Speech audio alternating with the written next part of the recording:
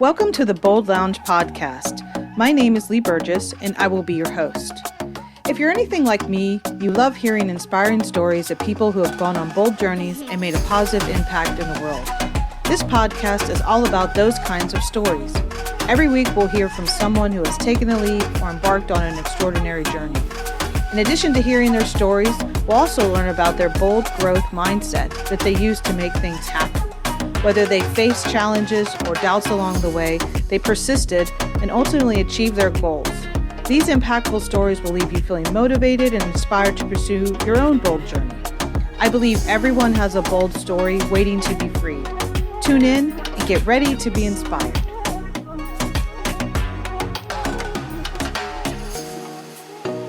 Welcome to the Bold Lounge. Today I have Toiya Sosa. She is the Chief Diversity Officer of Riverside Health System and a fellow chief. Welcome, Toiya. Thank you. It's so good to be here with you, Lee. I'm excited for our conversation today. We've talked a couple times around different topics, and today we get to talk about being bold. So I would love for folks to be introduced to you. So can you introduce yourself to the audience, please?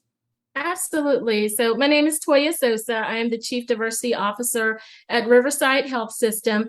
I also am a proud single mother of two, one a teenager and one is a young adult. One's about to start college and one about to finish college. So I am just as much a proud mother as I am diversity officer. And we wear so many hats. Like I always ask everyone, how do you want to be introduced? And it's interesting, like, well, which one of my titles or roles do I say? Because, you know, you could do an intro probably 3 minutes long with everything that we do and the things and the roles that we play in our lives. So lovely to have you. I'm excited to talk about being bold and wondered from your perspective, what does bold look like? How would you define bold? So for me, bold means stepping out of the box that people put you in. It means escaping that box, but also recognizing who you are, what your purpose and joy is, and living up to your own expectations of yourself and not of others. Also, I think being unapologetically you, despite your own fear and doubt, because we all have our own fears and doubts. I was reading an article not too long ago about all of the negative words that we say to ourselves. And I was surprised to see that it was 400 negative words per minute that we say to ourselves. So it's so important that we reevaluate the dialogue that we have with ourselves and make sure that we're giving ourselves our own positive affirmations. Yeah. I think I've heard the factoid students, some of those, like 4 out of 5 of our thoughts are negative, whether they're about ourselves or about something we're doing and thinking about that. I know I post a lot about that. It doesn't mean like I'm positive all the time. It just means I'm being intentional about being positive and remembering how that actually then leads to how I act, how I feel, my outcomes. And so it's easy, life is life and no one's life is perfect. And I think just to be intentional about it, right? And so I think that's a very important part that you said about your definition. I think another piece was unapologetically you, which we've heard that before. And I know you and I both in healthcare, and I know at times, like, I'm not sure I could come to work and be my authentic self, so I use my example of wearing a hat and stuff like that. But even outside of that, like, being able to like talk about concerts or things I've done and things like that, which I think is, very important for us to feel comfortable, one, in our own skin and confident, and then be able to be ourselves in the workplace. So much courage. Yeah, it takes courage, right? And sometimes it's scary, right? So when you think about your definition, where do you go to when you hear that word bold and like think about your first moment being bold? Oh my gosh, I have so many a lot of examples. Bold moments, but when I think about my first bold moment, I'll put some context around this. Okay. When I think about my first bold moment as a professional, I'll start there because I had many in my childhood. I think about when I was 18 years old, and I'm going to call that stage in my life asserting myself. And there are 4 stages. There's the asserting myself, believing in myself, skilling myself and redefining or pivoting. Okay. So when I was 18 years old, I had just graduated high school and I was going into my freshman year of college, majoring in mass communications. And I was so bold at that time, unapologetically bold. I mean, I had so much courage. And I got my sister and I said, you know what, we're going to drive up to Wavy News 10. It's a local news station, 35 in the market at the time. And I was like, I'm going to let them know that I am not going to leave their building until I get an internship or a job. That's how bold I was back That's then. bold. I had not even started college yet. Yeah. So I went in. The first guy I met was like the mass control guy. He took me to the newsroom, introduced me to the lady that handles internships, and I walked out with an internship. And a year later, while still in college, started working for them as an associate producer and assignment editor. So I wish I could be that bold today because I think life happens. I think you mature some and that begins to calm down a little bit. But when I was 27, this was my believing in myself moment. I decided to get out of the mass communications media industry. There was something very specific that happened that made me do that. And decided to go to work for just a regular, company and try to work my way into public affairs, which is kind of, people think of that as the softer side of mass communications or media. So I did that. I went to work for Geico and started out, entry level, worked my way up, and eventually was asked to establish and oversee a public affairs department. There was not a program that existed previously in the region. So I was basically being asked to build something without a blueprint. And it terrified me. I was like, I don't know. This is where those negative words come in and that doubt in myself. I was like, I don't know that I can do this. But I showed my regional vice president, I can definitely do this. I didn't know how, but I was like, I'm going to do it.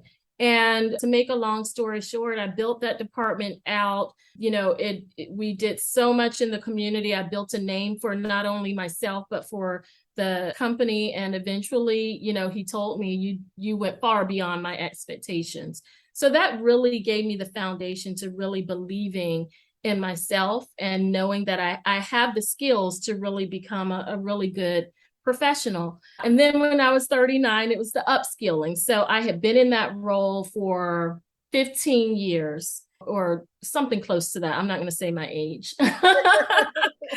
And I decided, I had my kids, they were really young, and I decided, I want to go back to school because I need to show that I can grow and evolve and build skills that I don't currently have now. And so I went back to school, got my master's in business administration, and then went on to get my master's in law later on. But that was my way of building up my skills so that I could further advance. And then that last stage that I told you about, redefining or pivoting, I was like, I've done so many things in my career. Even after I came to work for Geico, I had done some moving around and gained some additional skills and experience. And I thought, how can I pull all this together? I have a degree in law, and my undergrad degree is in mass communications. So I've worked in media, I've worked in public affairs, I've worked in diversity somewhat, but I was wearing a lot of hats. How do I bring all this together? So when I got this role at Riverside Health System as Chief Diversity Officer, I really felt as though it was a big pivot and it was a way to bring all my skills and experience together. Great. So like every layer added to the next layer, added to the next layer, in the sense of your journey really unfolding, but not so much that's what you intended to do. It just kind of came to you. And some of the things that we talk about on the podcast is people just trusting themselves to make the change or do the next thing, because you just really don't know what it'll lead to. And kudos to your sister for driving you up there, because sometimes when we have this, boldness in us, some people try to like say, you're crazy. I'm not taking you up Yes. there. I don't want you to get hurt. Or I don't want you to get your feelings hurt. And like as a, I'm assuming a big sister, I don't want you to like, I don't Yes. want you to hear no. We all Right. want to be protective and things like that. So I think, from that perspective, kudos to her for her support and then like look of all it's led to, right? Yes. So it sounds like you've got some bold in your tank in the sense of something that's been feeding you to like learn and grow and evolve and believe in yourself. Where does that come from? Like what nurtured that for you? Or did it come innately for you? Well, a couple of things. I think my mother nurtured that in me. My mother was also a single mother. She and my dad divorced when I was very, very young, and she had four kids, and she held it down by, practically by herself. My father even gives her those kudos that, you really raised them. Yes, I contributed, but you did this. And she was such a strong role model for me. I mean, she taught me everything I know in terms of how to carry myself, how to communicate with people, how to be strong in moments when you feel weak. She was such a role model for me and she still is. So I credit her for that, and then I also credit my faith, which she gave me the foundation for that as well. But I think in times of doubt, in times of fear, in times of, in a way, despair, talking about mental health, we all have moments of depression. In those moments, my faith really carries me through. So I would say, my mother and my faith. Excellent. Excellent sources of boldness in your tank for sure. One of the things you talked about was, as we grow older, life, and I wrote dims your boldness. I wrote that from what Yes. you said because it can lessen a little bit, or we Mm-hmm. think too much, right? Or we in between our ears try to logicalize something, and I know that's not a word, but you know what I mean. We try to make sense of it, and really sometimes we talk ourselves out of it. Yes. And being bold is kind of listening to that voice, acknowledging it, being thoughtful and being safe in our thoughts and in what we want to do. And I think an important piece is, and this came up in another conversation we had, is like being bold doesn't mean being, thoughtless. You're actually being thoughtful, but you're listening to a voice, right? Or a feeling Mm-hmm. or a gut check, Yes. or you feel butterflies and you're like, well, that must mean I'm growing. Something's going to be different. Mm-hmm. Where can you, and as you guide your staff and the people that you lead now, do you feel like there's something we can help people in the sense to like listen to that voice or at least think through it? Don't dim it too much. What advice would you give someone in that type of situation where they're thinking about doing something different in their career or maybe getting another degree because they like learning and they really want to learn a new field, but they're older or they're established or whatever the words are, where sometimes we think we don't have choice as we get older? Mm-hmm. Yeah, so first I want to say how spot on you are with that. I mean, as the reason I didn't want to start talking about my journey when I was a child and I started when I, became a professional is because as children, we are very bold because we have really nothing to lose. We're still in our parents' home. We have people watching over us. We don't have responsibility. So it's easier Yeah. as a child to be bold, or as a young person still living in your parents' household to make those bold moves. As we get older, we have more responsibility. We might have children, we have a job, and if we lose that job, we have a harder time keeping the things that we have, our home and our car and things that give us that independence. So it's harder for us to make those bold moves because we're so afraid that we're going to lose everything that we've built, up to that point. But I would say, to encourage others to make those bold moves, I think the only thing that we can do is inspire them through our own stories, exactly what you're doing today, Lee, and through your business. I think that life experience is really the only thing that can really teach us to make those bold moves, because I can tell you every single bold move that I've ever made in life, I've never regretted. Now, I'm not saying that I've always succeeded in those bold Yeah. moves, but Yeah. I've always learned something that helped me to get to the next point, or I've succeeded. Yeah. And it just every time we succeed or every time we learn something that we did not know before, it gives us a little bit more courage to step out on faith the next time. I think bold moves, for those of you that hold faith near and dear like I do, it's another way of saying step out on faith. Yeah. Right. And I love that passage that says God would not take you this far to leave you. And Right. I always think about that. You take one step, he's going to take 10 more. Yeah, there's a plan for you, right? And there's a journey and a path you're on, and it isn't straight.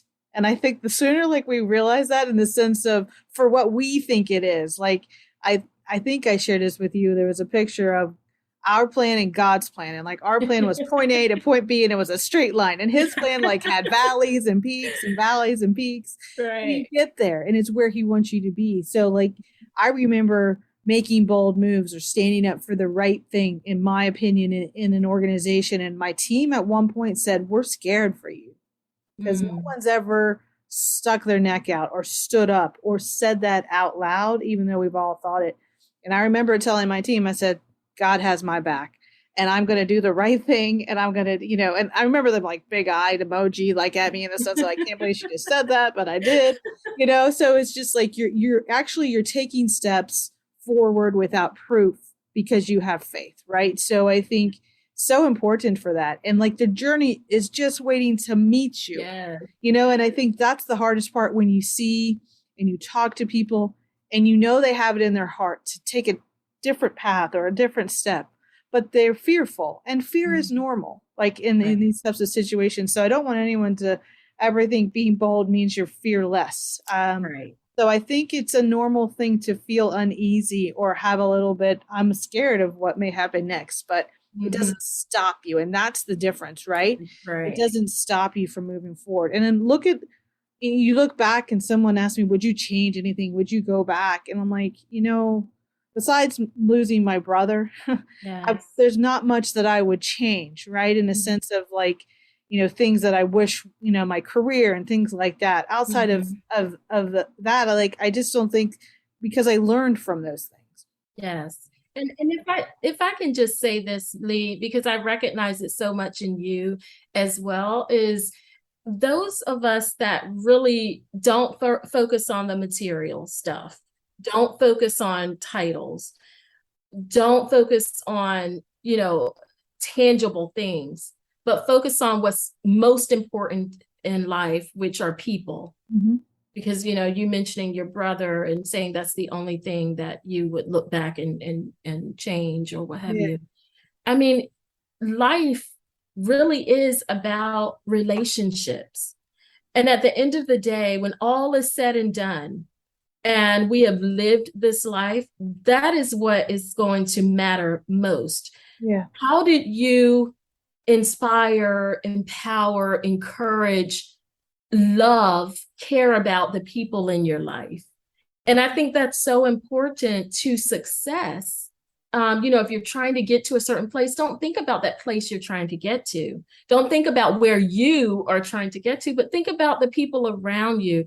Because, one of the things that has always gotten me through pain is being able to refocus that and look at how I can help other people. And in doing that, I'm able to get through my own pain. Somehow I'm able to reach my own goals and, achieve, a certain level of, success, if you want to call it that. But I think when we just refocus on others and not ourselves and focus on relationships with people, I think that's what's most important. Yeah. Very, very powerful. I had a guest on my podcast and we have a follow-up talk, and it's really taking our hardships and to help others and like Mhm. spinning it. And like you don't even know your experience and what you're doing and how you've, gone from A to Z. That inspires other people. And people who are listening, like your story is important. Your Mhm. journey is important. and don't underestimate how powerful it is to somebody else. So I think that's, like you said, so important to keep the big picture in mind, but also know that we're here for a purpose, and we're here to do good and to help others. And if we're not doing that, then I feel like I'm not doing my job. And so that's really what I have been able to focus on more so now. I think before in the corporate world, I was really focused on my task at hand and surviving COVID without, everything going on, and protecting my team, and, moving really fast. Sometimes we lose that. And so I'm glad I've regained it. And I think the other thing in there is making sure you take care of yourself, because we hear a lot about self-care and how it's important, but somehow we don't do it for ourselves as much as we should. So when you're thinking about these different bold journeys, and kind of, I love the assertive, the belief, the upskilling, and the redefining / pivoting. I love how you kind of categorized your different layers of bold, really. When you think about building that blueprint, whether it's like the job that you had, that someone asked you to build something from scratch, or, probably in the job you have now as chief diversity officer, you have built the blueprint, and then you're continuing to evolve it because things happen and impacted, and things that maybe didn't know were coming are now here.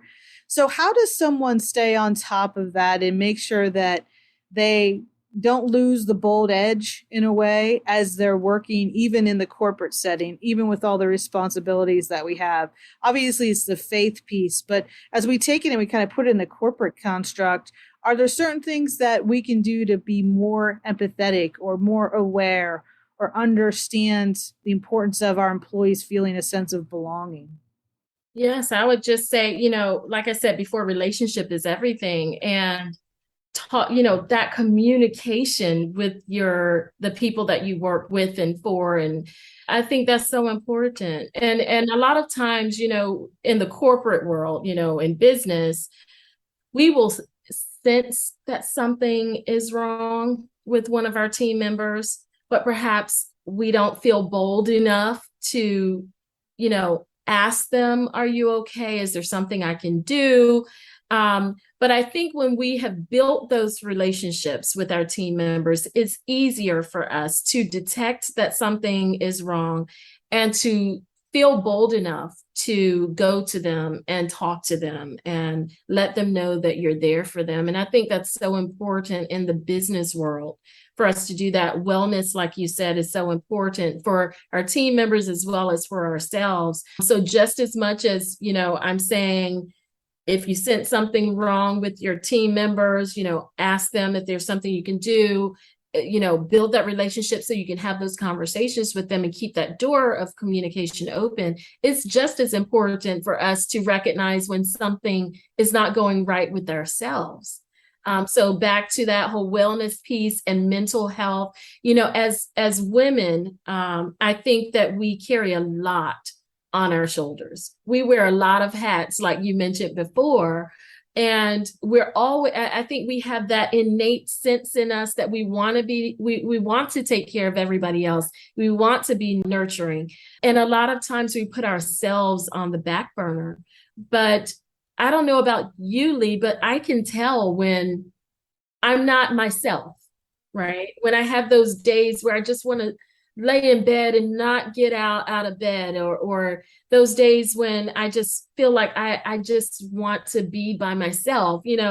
I can sense when I'm too stressed.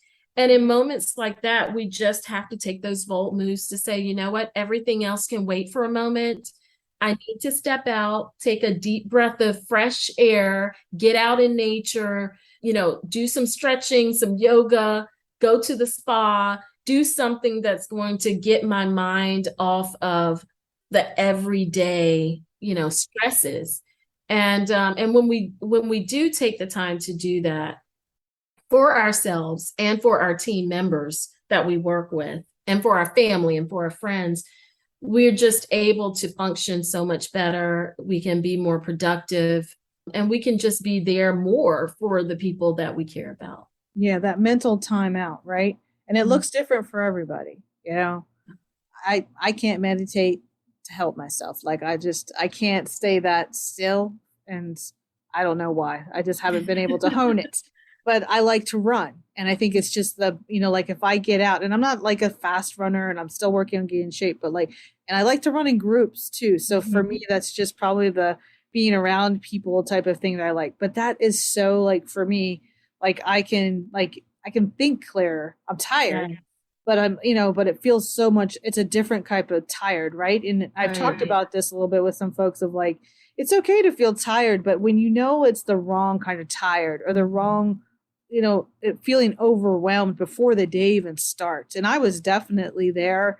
I'm almost positive I would say I was burnt out in my last, roles as I came into, before I started my own business.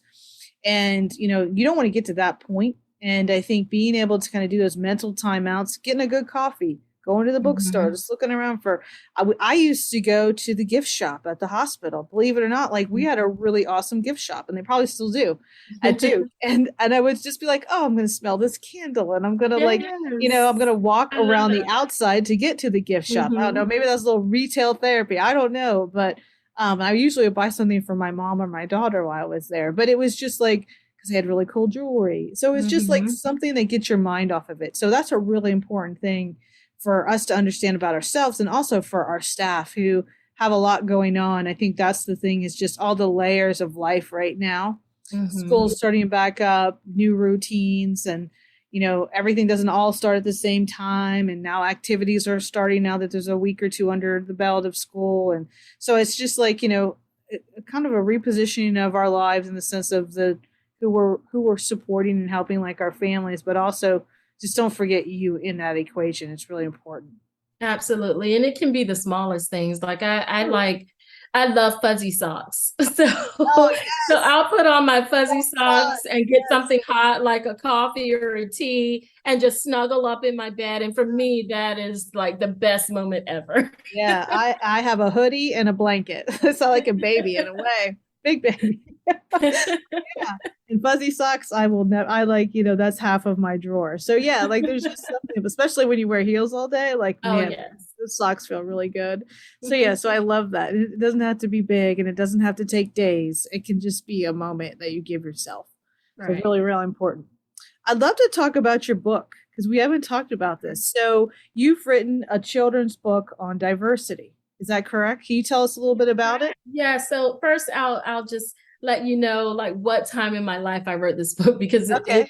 it took me only 17 years to get to this place where I'm releasing this book You've now. done Uh, something, someone else has it. So yeah, 17 years. And I know that because I started writing the book when I had my daughter. So I was at home, she was an infant, and I needed something to do because, as you know, as infants, they sleep all day yes, for a little most of while. them. And she's 17 now. So 17 years ago, I did that. The book is called Strangetop Hill. And it's a children's book with all these different characters. The characters are animals, but it's like one animal mixed with another. So it might be a cat mixed with an elephant. So it's a cat with a elephant trunk. So different types of animals like that.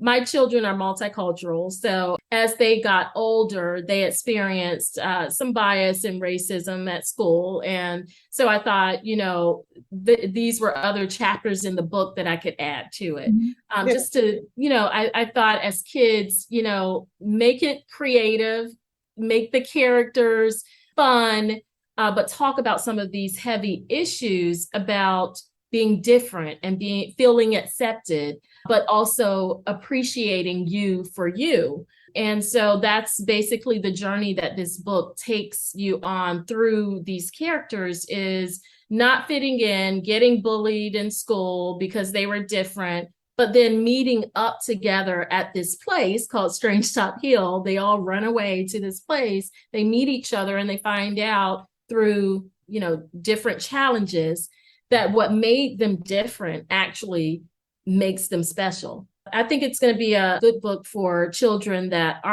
feel like they are different and the parents want them to see that difference really makes you who you are and makes you special. Yeah.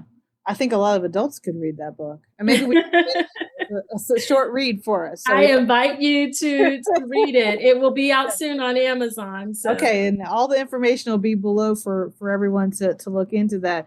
But there's a lot of synergies there with what you talked about that a child experiences that adults may be experiencing or they never really understood, Right. like what they went through, like some of the unpacking of like our experiences, our shadows, why we do or say what we do, and understanding some of that is so important. So the earlier you can, the better. So I love that it's a children's book.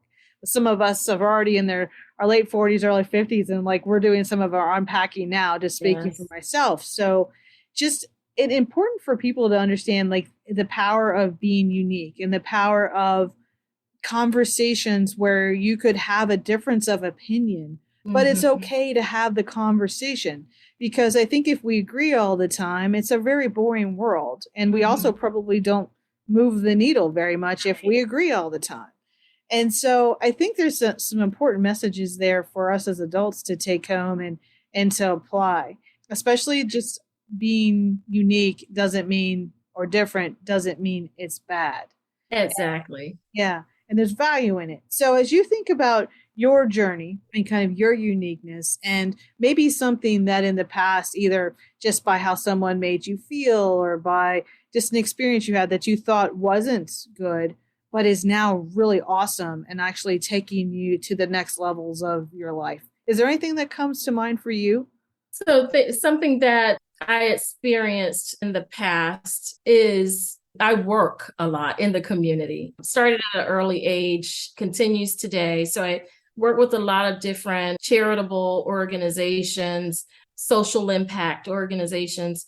And two of the ones that I was working with at the time were the NAACP and the Urban League Young Professionals. And where I live in Portsmouth, Virginia, we had a statue. It was a Confederate statue. It had been there, of course, for many, many decades. And the residents did not like this huge symbol that you would see as soon as you come off the interstate and enter the city of Portsmouth. You would see it. It's right at the center of the city. So I worked with the two organizations to try and just bring awareness to the fact that, yes, there is pride for some individuals whose ancestors fought in the war, regardless of the side they were on. But at the same time, those symbols are hurtful and painful to certain people because of what they represented and the fear and everything that came with feeling like you weren't equal, feeling like you couldn't walk down the street and get a drink of water from the same fountain, things like that. And then so many people that had to die because of it. So working with those two organizations, we went to City Hall, we marched, all of that to try and remove that statue. It did not happen then. It happened much later. But getting to your point, I was able to meet a lot of individuals that day. The City Hall was packed with people from all walks of life. And I remember, I had to get up and make a speech to city council. There were some on one side that did not like that, some on the other side that did. And I remember leaving. So I sat down from giving the speech. There was a woman who was on the opposite side, who felt a great pride in having this statue because her ancestors fought in the Confederacy and whatnot. And I remember when I sat down, she said, I have never heard that perspective before, and I appreciate it. And here is someone that came there to march against taking down the statue who told me that. So I thought, wow, I have at least touched one person to be able to come outside of her perspective and see another one. And then leaving the event, getting on the elevator, me and my friend were joined by two gentlemen who were part of a group. I won't say the name, but it was a hate group.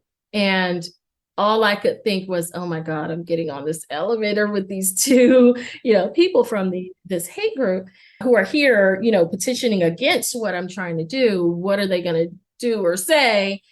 but that was my own bias, because actually what ended up happening was a great conversation about how I impacted their perspective. So I'm sitting here thinking, these are two different people that I never would have thought would have even listened to what I had to say, who did. Now, I don't know if that impacted them further, further along the way, but I thought, wow, communication with people that don't think like you, that don't look like you, that don't share your same experiences is so important. That's the only way that change will happen. Exactly. Yeah, I love this in the sense of the power of the conversation and the presentation of a different vantage point. Because, someone thinking they have pride in something, but not realizing how it can be so painful to other people. And Mhm. someone thinking one way about how someone looks or how they could perceive or how they're associated. And then Mhm. you have this conversation that's very different, like, Mhm. and, but you never would get to the realization or the understanding or the deeper understanding. It doesn't mean you always agree either at the end. I don't Right. think that's what either of us are Exactly. saying, but you understand where someone's coming from. You may continue to have differences, but I Mhm. think understanding one another and being able to have a conversation where you might not agree, but still continue to have the Mhm. conversation professionally and with kindness and with empathy, I think is incredibly powerful. So, and Mhm. incredibly bold. Like getting on that elevator, that's bold, Toy. Yes, and another thing is, you think about it and you're like, someone like that, a lot of people would just write off and say that person will never change because Right. their beliefs are deep rooted, but it Yeah. just further proves that people can change. And also what someone believes doesn't necessarily make them a bad person. This person may have been taught this. I honestly don't think people are born with hate in their heart. They Right. learn that Yeah. learned behavior. Yeah. So, I think about the passage that says, we fight not against flesh and blood, but against principalities. And many times it's not the person that we're fighting against. It's the principle that we're fighting against. Mhm. Yeah. And I think we can extrapolate that. Obviously, this is a very poignant moment. I think we can extrapolate into some of the everyday moments too that Mm-hmm. occur and realize like when we're having a difference of opinion or we're seeing someone maybe coming in to a meeting with not the intention that we had hoped they would, or we get challenged in Mm-hmm. something that we thought we agreed to, that there's power in conversation in the right place, in the right space. And I think having an open mind to that too, and I think that's where growth mindset comes into, because someone with a growth mindset is okay with conflict, is okay with talking it through and like trying to understand it. And I think that's really important because I think some of the challenges that I see seem like I'm always like, well, that's a fixed mindset type of issue right there, because someone thinks this is the way it is and that's the way it's always going to be and it's never going to get any better. And I was like, oh, Mm-hmm. that's such a sad place to stay and live. So I think it also takes a growth mindset to do some of the things that you just talked through and shared. So that's very important for people to understand kind of how that can also lead us to some of the things that we do and say and how we act is our mindset for sure. Absolutely. And how we work in teams and Yeah. with one another, whether it be in just personal life or in business life. And I'll leave you with this book that I read. I saw the movie as well, called Best of Enemies. I don't know if you've seen this movie. It has Taraji Henson in it, Okay. but it basically talks about what I just talked about how someone can change, someone with very deep rooted beliefs can change. And the story is so inspiring because these are two people that could not be more different. One was the leader of the KKK, and this is a true story, leader of the KKK in North Carolina, I believe. The other was a well known civil rights leader. They became best friends. And through it all, he ended up renouncing the KKK. Like I said, they became best friends and they were best friends until he passed away. It's just a really inspiring story that I encourage others to watch or read because it really does speak to what you said. It teaches us that even though someone has a difference of opinion, it does not mean that, number one, they can't change, that you can't work with them, that, you know, that things aren't possible. It really teaches us the art of the possible when it comes to communication. Yeah, which takes effort on both sides, right? So Absolutely. yeah, people have to, sometimes you feel like you're going 90%, someone's coming 10, but I'm like, I'll take that 10. Give me that 10 and maybe that 10 becomes 20, and then and then 30. Like Yeah. I kind of look at it that way, but before I think I was like, oh man, I'm always going 90, but now I'm like thankful. I'm like, okay, you've given me a door of 10%. Let's go there. And I know at the end of it, we'll probably maybe be in the same spot, but maybe I'll give you something to think about too, because I think that's something that maybe we don't know when we're talking with someone too, of like what little seeds we plant for just thought or mindset change or just, Yes. understanding. So I think there's power in that, and a lot of power in the work that you do and in your book and your messages that you share. So thank you Thank so you. much for that. And thank you for being part of the Bold Lounge. I really enjoyed having you. Absolutely. Thank you so much for reaching out and asking me to be a part of this. You are doing such great work, Lee. So keep it up, and I will continue to promote what you're doing because it's such a great cause. Thank you so much. Thank you for listening to the Bold Lounge podcast. Through the continuum of bold stories, vulnerability to taking a leap, you will meet more extraordinary people making a positive impact for others through their unique and important story. By highlighting these stories, we hope to inspire others and share the journey of those with a bold mindset. We hope you've enjoyed this podcast and look forward to sharing the next bold journey with you.